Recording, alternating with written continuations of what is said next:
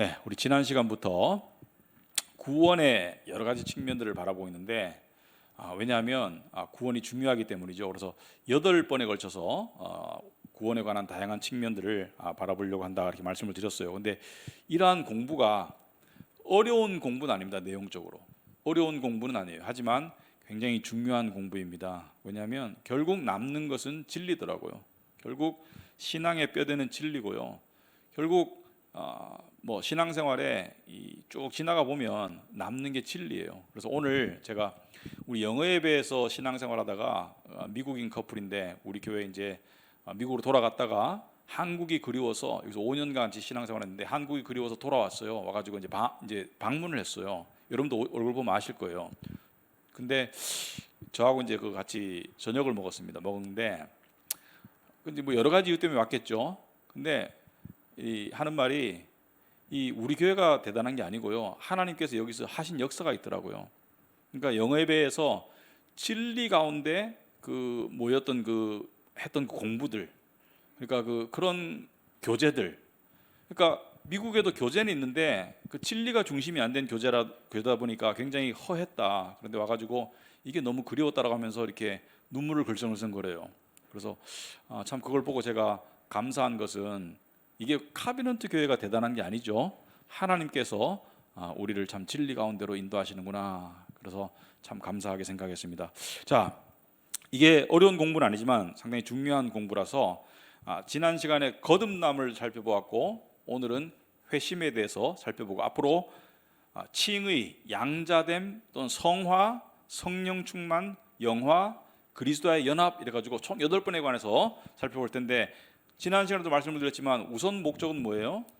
구원에 관한 진리를 우리가 확실히 믿게 하기 위함이에요. 구원의 확신 가운데 더 확실히 거하게 하기 위함이에요. 구원의 확신 가진 분들이 많겠지만 구원의 확신 가운데 더 확실히 거하게 하기 위해서 우리가 이것을 하고 있습니다. 막연하게 나는 크리스찬이야. 글쎄요. 막연한 믿음은 없습니다. 믿음은 분명한 믿음이 되어야 합니다. 그리고 두 번째 부차적인 이유는 이러한 진리를 통해서 구원으로 나아오는 그러한 분들이 있기를 바랍니다. 혹시 구원에 대해서 막연하게 가지고 있던 생각이 있다면 뭐 우리 지금 여기서 들으시는 분 또 지금 함께 하시는 분들만이 아니고 유튜브를 통해서 들으시는 분들도 이것을 통해서 구원의 확실한 깨달음으로 나올 수 있길 바란다. 그런 취지에서 하고 있습니다.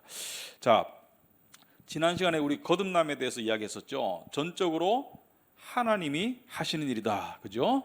거듭남은 하나님께서 전적으로 하시는 일이다. 성령을 통해서 마치 우리가 아이를 낳을 때, 아이가 태어날 때 아이가 무슨 의지가 있습니까? 노력이 있습니까? 선택이 있습니까? 아무것도 없어요. 그냥 태어나지는 거죠.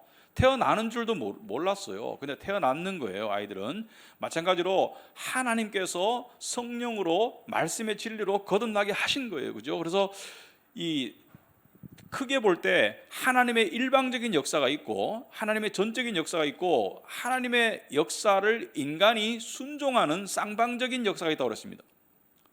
그런데 거듭남은 일방적인 역사라고 말씀을 드렸어요. 그러나 오늘 하는 회심은 뭐예요? 하나님께서 주도적으로 하시지만 인간이 순종하는, 인간이 이 책임을 조금 지는 그러한 쌍방의 역사가 되겠습니다. 회심은 거듭난 사람들이 나타내는 당연한 반응이 회심입니다. 그래서 거듭남과 회심은 달라요.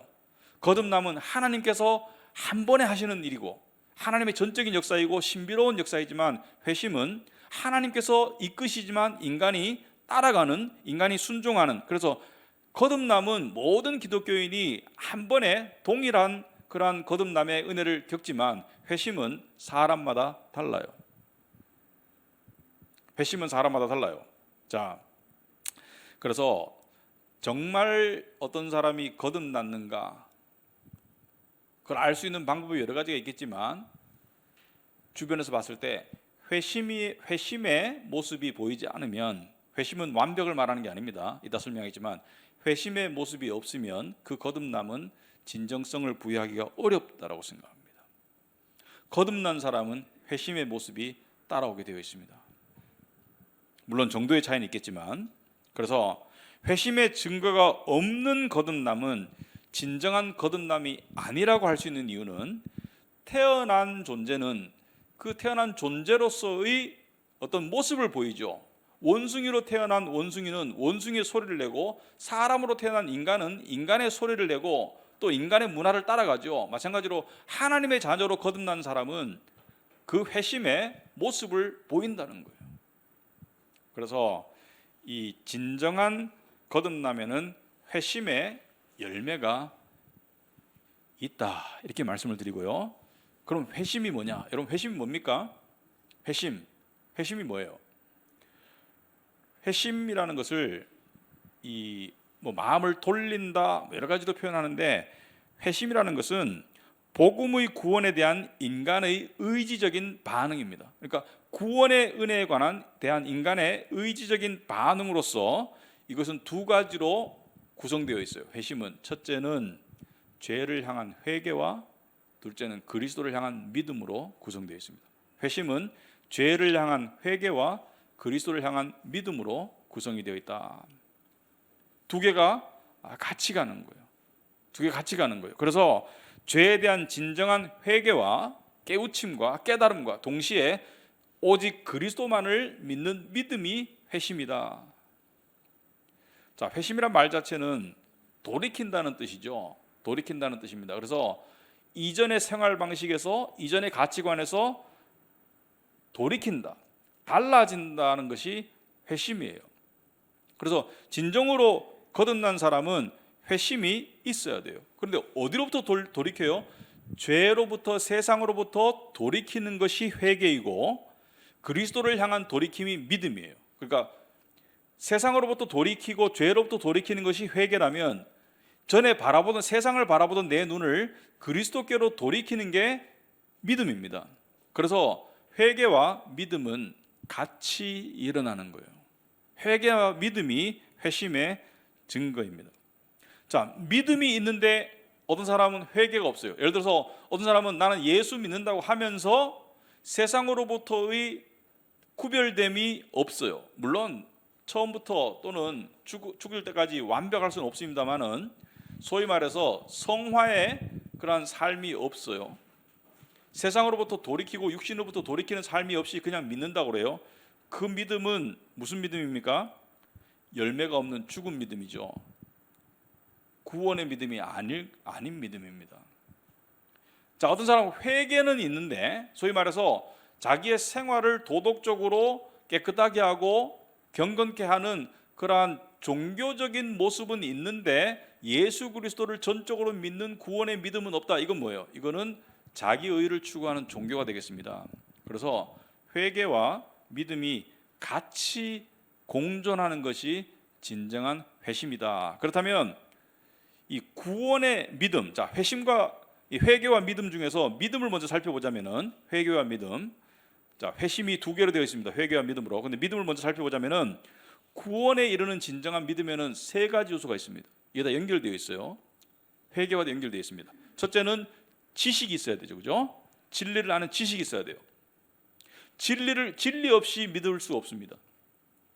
뭔가 믿음이라는 것은 뭔가 믿을 건덕지가 있어야 되죠. 믿을 어떤 그 구체적인 형상이 있어야 되고, 틀이 있어야 되고, 내용이 있어야 되죠. 그게 진리가 있어야 되는 거예요. 그래서 지식이 있어야 되고, 그 다음에 그 지식에 대한 지적 동의, 그러니까 이 지식을 내가 수용하는 지적인 동의가 있어야 돼요. 자, 여기까지도 진정한 믿음이 아닙니다. 진정한 믿음은 지식 플러스 지적인 동의 플러스 뭐가 있어야 돼요? 내면의 믿음이 있어야 돼요. 내면의 확신이 있어야 돼요. 내면의 믿음이 있어야 돼요. 지식만으로는 믿음이 될 수 없습니다. 여러분, 사탄은 하나님이 계신 걸 알까요, 모를까요? 지식적으로 알죠. 사탄은 지금 이 시점에서 예수 그리스도가 하나님의 아들이시고 구원자이시고 메시아라는 것을 알까요, 모를까요? 알죠. 그 지식이 사탄을 구원합니까? 야고보서 2장 19절을 보시면은, 네가 하나님은 한 분이신 줄을 믿느냐? 잘하는도다 귀신들도 믿고 떠느니라. 야고보가 무슨 말을 하는 거예요? 하나님이 계시고 하나님만 유일한 신이라는 것을 너가 믿느냐? 근데 무엇을 꾸짖는 거예요? 머리로만 믿는 믿음을 꾸짖는 거예요. 잘하는도다. 귀신들도 믿고 떤다. 귀신들도 그건 안다는 거예요. 아는 것 자체만이 믿음이 아니라는 거예요. 객관적인 지식만 안다고 그게 믿음이 아니라는 거예요. 뭐가 있어야 돼요? 믿음에는 내면에 동의가 있어야 돼요. 마음에 어떤 확신이 있어야 돼요. 마음의 받아들임이 있어야 돼요.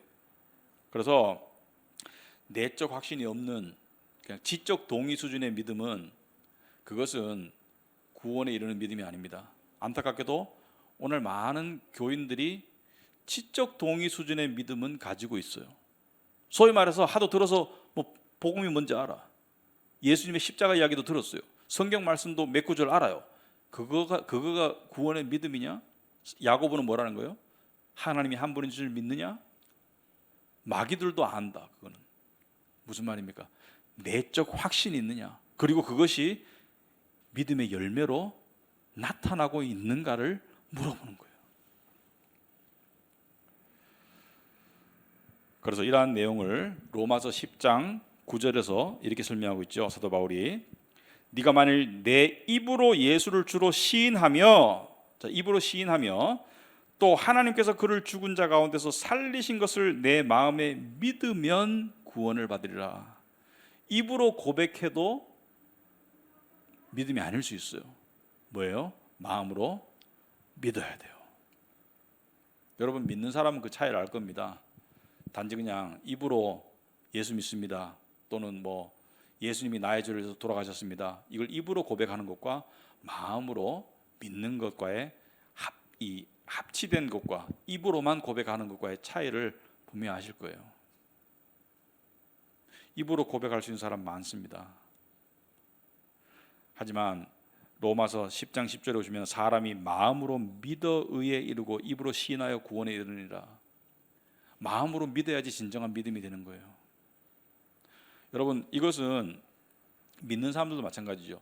성경 말씀 읽고 큐티해도 지식에만 머물면 안 돼요. 이것이 마음에 내려가서 마음의 양식과 확신이 돼야지 이게 내 삶의 진정한 믿음으로 작용하는 거예요. 자, 예수를 향한 개인적이고 그 다음에 진정한 믿음, 예수가 나의 구원자이심을 마음으로 믿고 삶으로 살아가는 믿음에는 어떠한 증거들이 나타날까? 하나님의 자녀라는 확신을 가지고 살게 됩니다. 나는 하나님의 자녀라는 정체성을 가지고 살게 됩니다. 그리고 두 번째, 예배자로서 살아가게 되겠습니다. 예배에 대한 이 객관적인 어떤 그러한 중요성, 절대성을 가지게 됩니다. 그리고 그리스도인으로서 증인의 삶을 살게 되겠죠. 자, 예수가 나의 구원자이신 것을 진정으로 믿는 믿음, 그 믿음은 우리 스스로 없앨 수 있어요, 없어요? 진정한 믿음을 없앨 수 있어요, 없어요? 없앨 수 없어요. 왜? 그 믿음은 하나님께서 우리에게 주신 선물이기 때문에. 그 믿음을 흐리게 할 수 있어요, 없어요? 흐리게 할 수 있어요. 왜? 우리가 노력하지 않고 순종하지 않으면. 학습이나 의지로 지울 수 없는 상태의 믿음이 진정한 믿음입니다. 그 내적 확신은 성령의 내주가 주시는 확신이기 때문에 그것은 우리 스스로 만들어낸 확신이 아니에요. 결국에는 우리가 이렇게 살아야 됩니다라고 말하지만 그것조차도 하나님께서 해주셔야 돼요.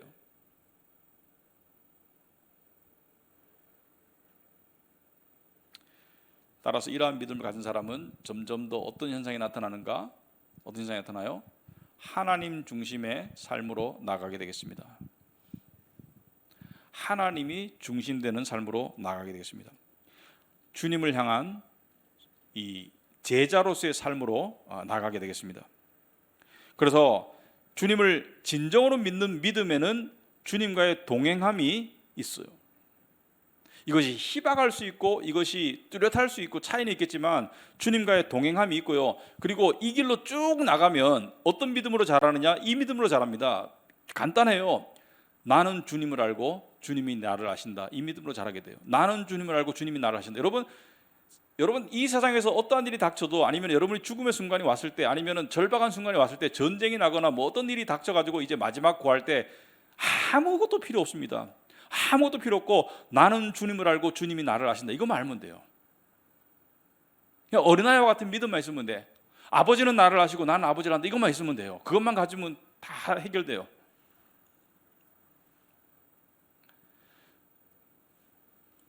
대단한 믿음은 없습니다. 대단한 믿음은 없습니다. 그러나 아름다운 믿음이 있습니다. 어린아이의 믿음입니다. 어린아이의 믿음. 자, 이런 믿음의 삶이 우리에게 주어지고 그것이 우리를 이끌고 가는 이유는 왜 그렇습니까? 왜냐하면 하나님의 거부할 수 없는 손길이 우리를 믿음으로 부르셨기 때문이에요. 우리가 순종으로 따라가지만 하나님의 거부할 수 없는 그 손길이 우리를 부르셨기 때문이에요. 그래서 요한복음 6장 37절에 예수께서 말씀하시기를 아버지께서 내게 주시는 자는 다 내게로 올 것이요, 하나도 예외 없이 내게로 올 것이다. 그리고 예수님이 뭐라 하세요? 내게 오는 자는 내가 결코 내쫓지 아니하리라. 여러분, 예수 믿는 우리가 죄를 인정하고 하나님께 나아갈 수 있는 이유가 뭐예요?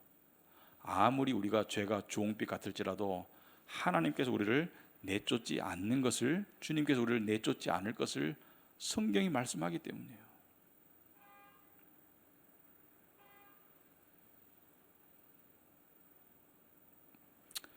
그래서 거듭 말씀드리지만 이러한 믿음은 하나님께서 주신 선물이지만 이 믿음이 자라고 이 믿음이 싹이 트고 이 믿음이 단단해지는 데는 뭐가 있어야 돼요? 바로 말씀이 있어야 돼요. 믿음의 엑기스는 말씀이에요. 진리가 없는데 믿음이 있을 수가 없습니다. 로마서 10장 17절에 사도 바울이 그러므로 믿음은 들음에서 나며 들음은 그리스도의 말씀으로 말미암았느니라.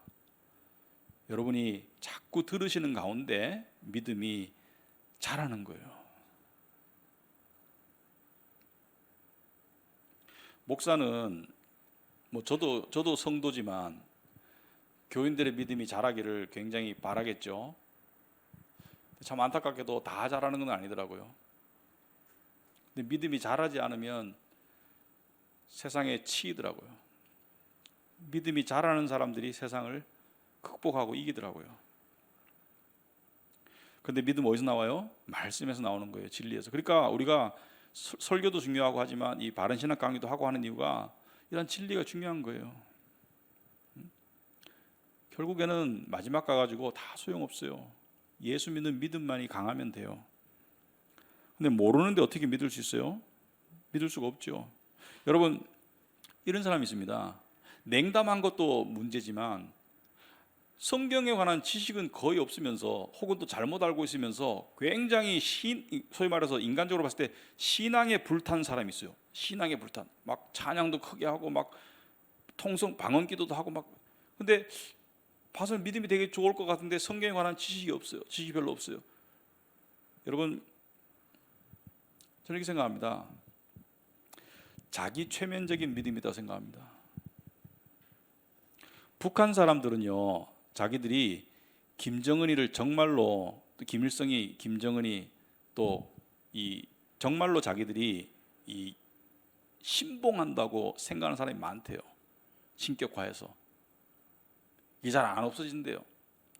보면 여러분 그 박수 칠 때 와 열광하고 볼 때 그 눈물 흘릴 때 다 연기한다고 생각 안 하시죠?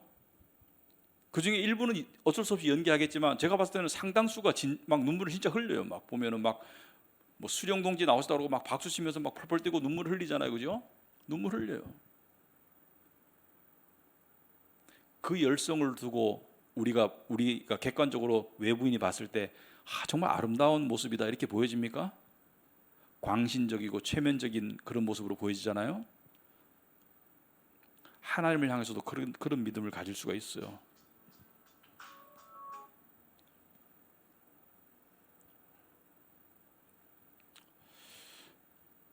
하나님을 향해서도 우리가 그런 믿음을 가질 수가 있습니다.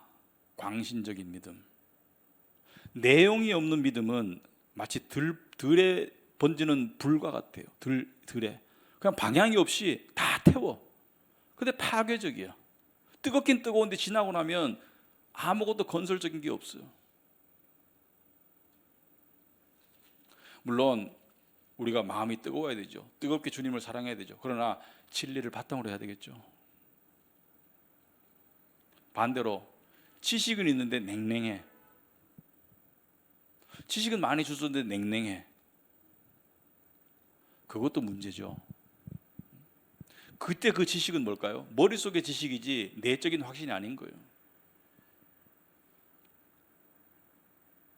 그래서 하나님은 둘 다를 원하십니다. 둘 다를 원해요. 지식과 열정을 다 원합니다.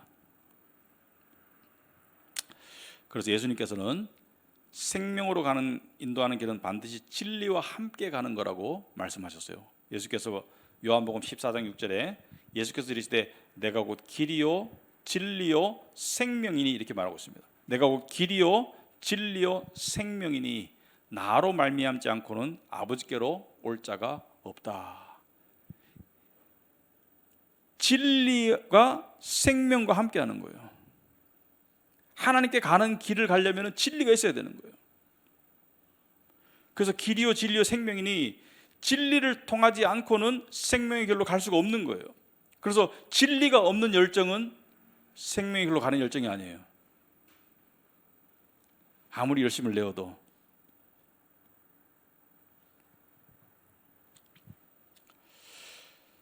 자, 이때까지 우리가 믿음에 대해서 살펴봤다면 그럼 회개란 뭐냐? 회심의 이 쌍두마차의 하나가 믿음인데 하나가 회개라면, 믿음을 지금까지 살펴봤다면 회개란 뭐냐? 회개는 뭐냐 도대체? 하나님을 정말 믿는다면 죄에 대한 인식이 근본적으로 바뀌게 됩니다. 도덕적인 죄에 대한 인식도 바뀌어요. 하나님을 안 믿을 때는 둘이만 좋으면 되지 뭐 이렇게 되지만, 하나님을 믿을 때는 하나님의 법이 우리의 도덕적인 죄를 가늠하는 기준이 되겠죠. 또 하나님을 안 믿었을 때는 전혀 죄로 여기지 않은 것들이 죄인 줄 알게 돼요. 가장 큰 죄가 뭐예요? 하나님을 섬기고 사랑하지 않고 예배하지 않는 게 커다란 죄라는 것을 깨닫게 돼요. 우상 숭배가 죄라는 것을 깨닫게 돼요. 그래서 하나님을 믿는 참 믿음은 죄에 대한 인식을 확장시키고 깊게 하고 새롭게 합니다. 그러므로 죄 때문에 마음이 찔려요. 이게 크리스찬이에요. 크리스찬도 죄를 지어요. 하지만 죄 때문에 마음이 찔려요. 이게 크리스찬이에요. 그리고 죄에서 벗어나야 된다는 것을 알게 됩니다. 근데 벗어나는 길이 뭐예요? 바로 예수를 믿는 믿음이에요. 예수를 믿는 믿음이에요. 회개와 믿음은 연결되어 있는 거예요. 그래서 여러분, 죄를 깨달으면 여러분이 예수 믿기 전에 한번 기억을 한번 떠올릴 수 있는 분은 떠올려 보세요. 예수 믿기 전에 죄를 깨달으면 어떤 느낌이 드나요? 뭐 남이 알면 좀 큰 문제죠. 근데 남이 모르는데 내가 좀 잘못했구나, 이거는 그냥 쓱 덮으면 돼요. 근데 예수 믿고 난 다음에 죄를 깨달으면 어떻게 돼요? 어떻게 돼요? 하나님과 해결해야 되는 거예요. 아무도 몰라도 하나님과 해결해야 되는 거예요. 그래서 어떻게 돼요? 마음이 근심하게 됩니다. 세상 염려에 의한 근심은 나쁜 거예요. 하지만 죄 때문에 근심하는 거는 좋은 거예요. 오늘날 기독교인들 중에 죄 때문에 근심하는 게 참 적어졌어요. 세상 근심은 많이 해요. 제가 개혁을 일지 보면 세상 근심 이야기는 많아요. 물론 그것도 근심할 수 있어요. 그런데 이런 근심이 있으면 좋겠어요. 죄 때문에 근심하는 영혼이 있었으면 좋겠어요.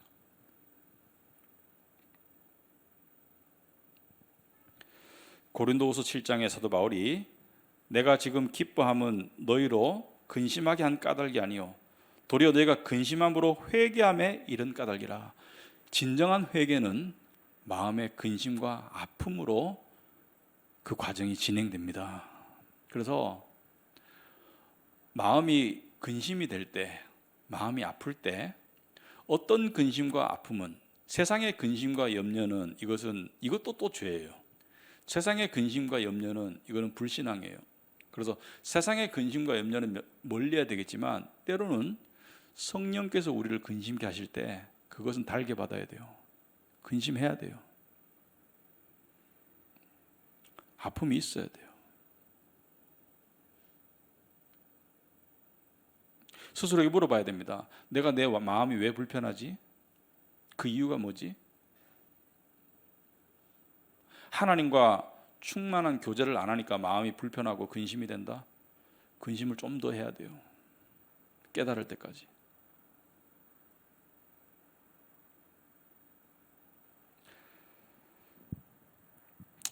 고린도후서 7장 9절 중간에 너희가 하나님의 뜻대로 근심하게 된 것은 우리에게서 아무 해도 받지 않게 하려 함이라.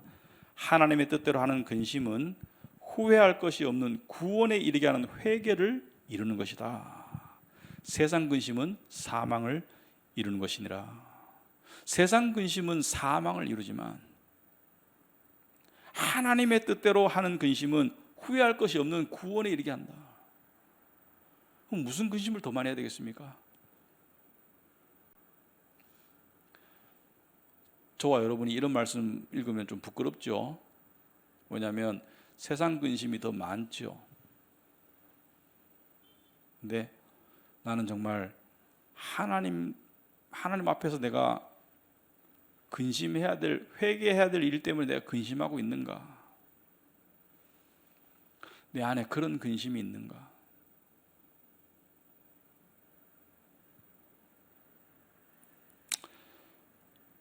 술, 담배 끊는 거를 회개라고 그러더라고요. 옛날에 교회 다닐 때 보면 술, 담배 끊었습니다. 저는 세상으로부터 돌아섰습니다. 글쎄요. 술, 담배 때문에 건강을 해치고 주변에 피해를 줬다면 그거 끊는 거 좋은 거예요. 그러나 그게 회개의 본질입니까? 그거는 껍데기 살짝 긁은 것밖에 안 돼요. 진정한 회개는 외적 행동이 아니고 내면의 마음의 회개가 진정한 회개입니다. 특히나 우리의 마음은 우상을 만들어내는 공장이라고 그랬어요. 칼빈은 우리의 마음이 우상을 끊임없이 만들어내는 공장이다. 그게 물질이 될 수도 있고 돈이 될 수도 있고 외모가 될 수도 있고 뭐 자기 어떤 성공이 될 수도 있고 여러 가지 우상이 있어요. 음악하는 사람은 음악이 될 수도 있고 결국에는 그 뿌리 깊은 그 우상은 왜 만들까? 우리가 여러분 우상은 왜 만들까요? 왜 우리는 우상을 만들까? 돈이 좋아서 돈을 우상화할까? 물론 그것도 돼요. 성공이 좋아서 성공을 우상으로 만들까? 그것도 돼요. 그렇지만 더 깊은 뿌리는 뭐가 있을까? 더 깊은 뿌리는 뭐예요? 두 가지가 있습니다. 하나님 없이 나 홀로 설래. 하나님 없이 나는 스스로 자족할래. 둘째는 뭐예요? 내 영광 추구예요. 하나님께 속한 영광을 내가 뺏어오는 게 우상이에요. 예를 들어서 돈이 우상인 사람은 그 돈을 통해서 뭐예요? 돈을 가지면 하나님께 의지하고 싶은 마음이 없어질 거예요. 왜? 돈이 우상이면 그걸 의지하고 살 거니까. 그리고 뭐예요? 그걸 가지고 남들 앞에서 영광 추구하고 싶은 거예요.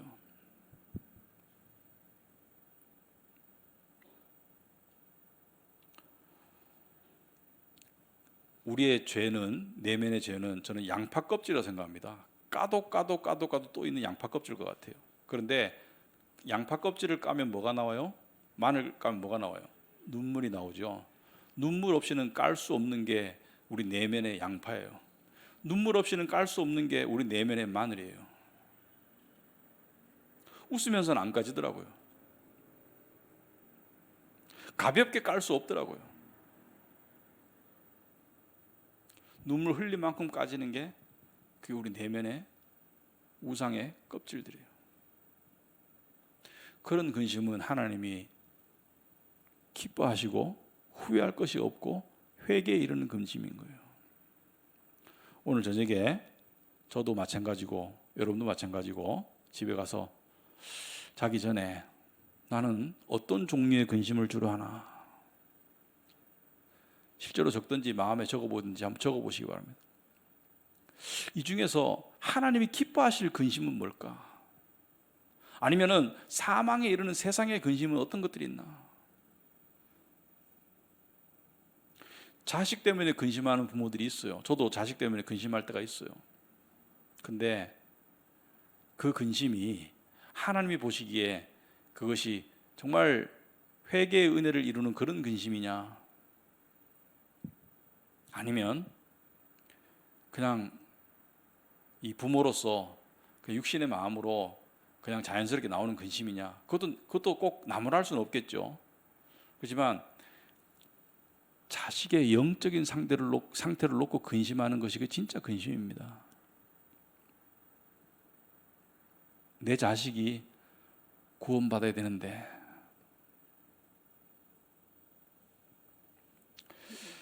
자, 회심은 이것을 회심이라고 한다. 믿음과 회개, 죄에 대한 회개와 예수 그리스도를 믿는 믿음이 동시에 일어나는 거예요. 둘 중에 하나만 일어날 수 없어요. 믿음은 일어나는데 회개가 안 일어난다? 그건 가짜 믿음이에요. 삶의 변화가 일어나는데 믿음이 없다? 그것은 종교적인 의를 추구함이에요. 자기 노력이에요. 두 개가 동시에 일어나는 거예요. 그리고 실제로 진정한 그리스도인의 회개는 외적 행동을 통해서도 회개를 하지만 내면의 회개가 훨씬 더 많을 거예요. 이러한 회개와 믿음의 회심이 있을 때 그 거듭남이 진정한 거듭남이라고 말할 수 있겠다. 저는 이러한 맥락에서 우리가 아주 좋아하는 말씀 중에 하나가 마태복음 11장 28절이죠. 수고하고 무거운 짐진 자들아 다 내게로 오라 내가 너희를 쉬게 하리라. 여러분, 이 말씀을 이렇게도 볼 수 있죠. 대부분의 사람들은 삶의 무게라고 생각하죠. 그죠? 뭐 가난이든지 또는 어떤 문제든지 질병이든지 그 무게를 가지고 예수께로 가면 예수께서 그 무게를 삶의 짐을 대신 져주시고 우리를 쉬게 하신다. 그 해석도 맞아요. 그러나 오늘 공부 내용으로 봤을 때 이런 해석도 가능합니다. 철로 역정에 보면 거기 주인공이 너무 무거운 짐을 지고 가다가 그 짐이 십자가 앞에서 벗겨지죠. 그게 무슨 짐이에요? 죄의 짐을 말합니다. 그래서 찬양 중에 죄짐 맡은 우리 구주라는 게 있죠. 그죠? 죄짐 맡은. 그 철로 역정의 주인공이 그 크리스찬이 그 사람이 평생 지었던 짐 중에 이렇게 무거운 짐이 없었다. 그게 뭐예요? 죄의 짐인 거예요. 수고하고 무거운 짐진 자들아 우리는 죄짐을 다 지고 있습니다. 그 죄짐을 지고 있기 때문에 느끼는 것이 죄책감이고 또 우울감이고 하나님과 소원해지는 느낌이 들고 그 죄짐을 지고 있죠. 어디로 오라는 거예요? 다 내게로 오라는 거예요. 주께로 가는 게 믿음입니다. 죄짐을 지고 가는 거예요. 해결받으러. 잘 들어보세요. 죄가 우리를 예수께로 가도록 만듭니다. 우리의 의가 아니에요.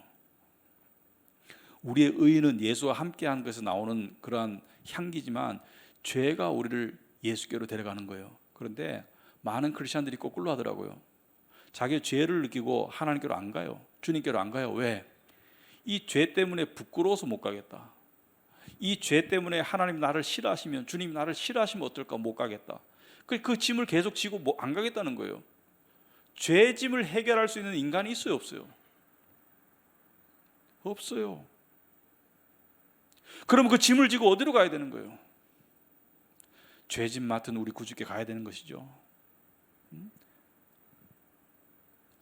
하나님은, 예수님은, 여러분 예수님이 복음서에 보시면은 나는 온전한 자를 부르러 온 것이 아니라, 난 건강한 자를 부르러 온 것이 아니라 나는 죄인 병든 자를 부르러 왔다고 그러면서 세리와 창녀들을 부르셨어요. 우리에게 무엇을 말씀하시는 겁니까? 네가 죄인이기 때문에 나한테 나오라는 거예요. 그 죄를 가지고 나오라는 거예요. 근데 어떤 죄는 나는 다 알고 있는데 하나님께 고백하기가 참 쑥스러워. 이런 거 고백하면 하나님 나를 이해하실까? 이렇게 생각해요. 이런 거 고백하면 하나님께 해결책이 있을까?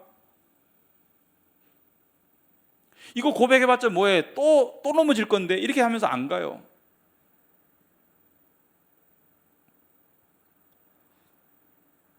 12번이라도 가야 합니다. 그게 믿음인 거예요. 가고 또 가면 삶이 변화가 있을 수 있어요.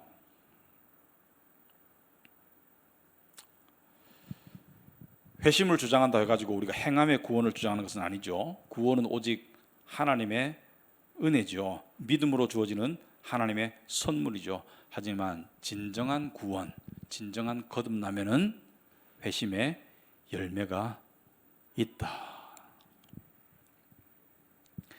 그런데 어떤 성도에게는 이것이 현저할 수 있고 어떤 성도에게는 이것이 부족할 수 있습니다. 하지만 이것이 전혀 없으면 그것은 진정한 믿음이 아니에요.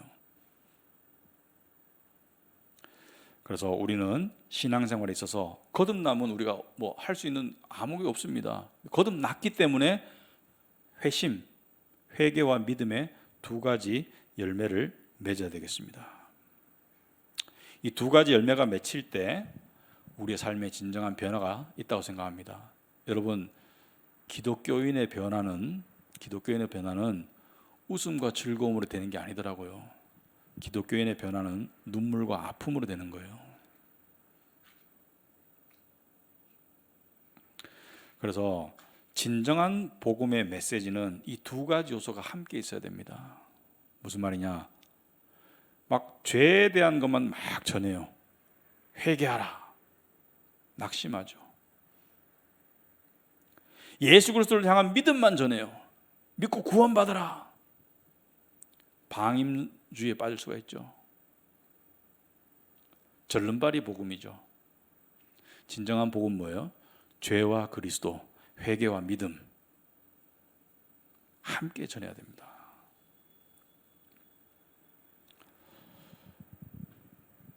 진정한 회심은 믿음의 초기에 발생하지만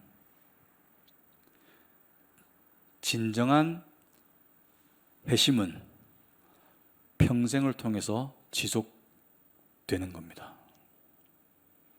나는 회심이 끝났어. 그렇게 주장하는 사람은 착각하고 있는 거예요. 회심은 죽을 때까지 일어나는 일이 회심입니다. 우리 내면의 회개가 죽을 때까지 일어나는 거예요. 그래서 지금 우리의 삶을 한번 돌아보시면서 지금 나한테 믿음이 뚜렷하지 않고 희미하다면 우리 스스로에게 한번 물어보시기 바랍니다. 내 삶에 회개가 일어나고 있는가? 아마도 하나님께서 응답을 아주 분명하게 하실 기도 제목은 하나님, 제가 어느 부분에서 회개가 필요한지 알려주세요. 조나단 에드워드를 그토록 위대하게 만들었던 것은 그의 회개였습니다. 나이가 들어서도 죽음을 몇 년 앞두고도 그래서 눈물 흘리면서 회개하는, 남들로부터 존경을 우러러봤던 그런 사람이 무슨 죄가 그렇게 많았길래 하나님 앞에 그렇게 눈물 흘리고 회개를 했을까? 그래서 우리의 믿음과 회개가 같이 가기 때문에 믿음이 뚜렷하지 않다, 회개가 부족할 수 있습니다. 그래서 하나님께서 우리에게 요구하시는, 나에게 요구하시는 회개는 무엇일까? 정답을 알더라도 그게 다가 아니에요. 그걸 가지고 하나님과 대화해 보세요. 하나님, 저는 이렇게 생각합니다. 제가 이 부분에 회개가 필요하다고 생각합니다. 그런데 주님께서는 어떻게 보시는지요? 이 기도입니다. 이게 그런 속에서 주님께서 우리가 알지 못하는 그런 어떤 비밀스러운 것들을 보여주시고 우리를 놀라운 경지로 끌고 가신 그런 분이다. 그런 것을 믿고 저와 여러분이 우리 구원 받았으니까 거기에 관한 열매를 맺어가시는 그런 신앙생활이 다 되시기를 축원합니다. 기도하겠습니다. 아버지 하나님, 참으로 감사합니다.